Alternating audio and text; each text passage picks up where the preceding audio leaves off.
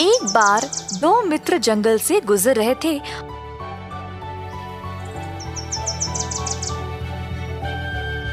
और रास्ते में उनको एक बाघ की खाल मिला। उन्होंने उसको उठाया और सोच रहे थे कि इससे पैसे कैसे कमाएं।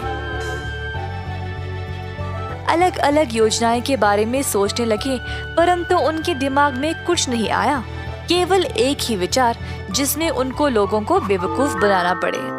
अंत में उन्होंने एक योजना बनाई और एक दूसरे से वादा किया कि अगर कुछ भी गड़बड़ हुआ तो वे एक दूसरे की मदद करेंगे।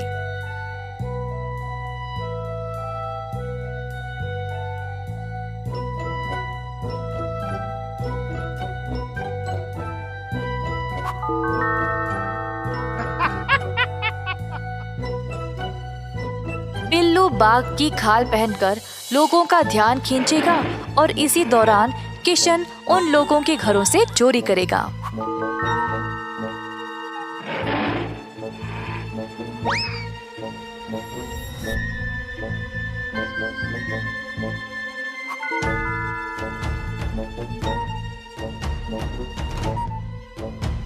दोनों दोस्त यह काम आराम से करने लगे। बहुत सारे घरों से चोरी की और दोनों को अपने आप पर बहुत गर्व महसूस होने लगा। उनको लगा कि एक दिन वे बहुत अमीर बन जाएंगे। जल्द ये उनकी एक आदत बन गई। अब वे बड़े बड़े चोरी भी करने लगे। परंतु अचानक से एक दिन उनको एक मुसीबत का सामना करना पड़ा। एक दिन सच में एक असली बाघ उस जगह पे घूमने लगा और ये दो दोस्त सोचने लगे कि यह तीसरा आदमी कौन है। बाघ अचानक से उनकी ओर दौड़ने लगा, गरजते हुए। किशन वहां से भाग गया अपने दोस्त को छोड़कर। दूसरी ओर बिल्लू के पास समय नहीं था वहां से भागने के लिए, तो वह जमीन पर पड़ गया और मरे हुए का नाटक करने लगा। किशन ये सब एक पेड़ के ऊपर चढ़कर देख रहा था। असली बाघ आया और बिल्लू को उसके बाघ के खाल के नीचे से सूंघने लगा। पेड़ के ऊपर बैठे किशन को ऐसा लग रहा था जैसे बाघ बिल्लू के कान में कुछ फुसफुसा रहा था। बिल्लू बिना हिले अपने सांसों को रोक के रखा था। बाघ को लगा कि यह केवल एक दूसरा मरा हुआ बाघ है और वहां से चला गया। तुरंत बिल्लू उड़ गया भारी सांसें लेते हुए। किशन पेड़ के नीचे आया और पूछा, वैसे बाघ ने तुम्हारे कान में क्या बोला? किशन बार बार यही सवाल पूछने लगा। मैं तुम्हारा साथी हूँ ना, और तुम्हें मुझको सब कुछ बताना चाहिए।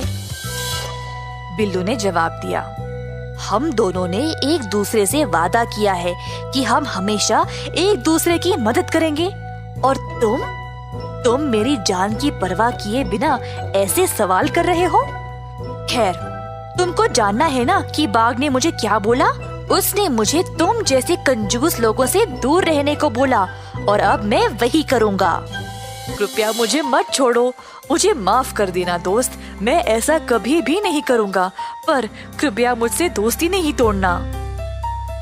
बिल्लू ने किशन से कहा कि ठीक है, वे दोनों अभी भी दोस्त रह सकते हैं, पर बिल्लू को अभी भी बहुत गुस्सा था। उसने किशन से बदला लेने की योजना बना रखी थी। अगले दिन दोनों ने मेयर साहब के घर को लूटने की योजना बनाई। इस बार बिल्लू ने किशन को बोला बाघ की खाल पहनने के लिए। किशन ने माना और फिर दोनों दरवाजे के पास आ पहुँचे। तुम अंदर जाओ, मैं इधर नजर रखूंगा। ठीक है, अगर कोई आएगा तो मुझे तुरंत बताना। किशन चुपचाप से अंदर गया और सारा सोना पैसा चोरी करने लगा। इसी दौरान बिल्लू ने दूर से मेयर साहब को वापस आते हुए देखा। बिल्लू बदले के लिए इसी मौके का इंतजार कर रहा था। वह घर के पीछे गया और अपने जेब से एक घंटी को निकाला। घंटी को वह जोर जोर से एक लकड़ी के साथ मारने लगा, शोर मचाने। जब मेयर साहब ने देखा कि आवाज उनकी घर से आ रही है, तो वह जल्दी घर की ओर दौड़े। दरवाजा खोला तो बाघ को देखकर डर गए। किशन ने भागने की कोशिश की, परंतु जब उसने कूदा तो उसकी बाघ की खाल एक कील में अटक गई और उसका असली रूप सामने आ गया। मेयर साहब ने तुरंत किशन को पकड़ लिया और अंत में उसको जेल की सलाखों के पीछे डाल दिया। इस कहानी से हम ये सीखते हैं कि कभी भी अपने दोस्त से धोखा ना करें और उससे किया गया वादा ना तोड़े।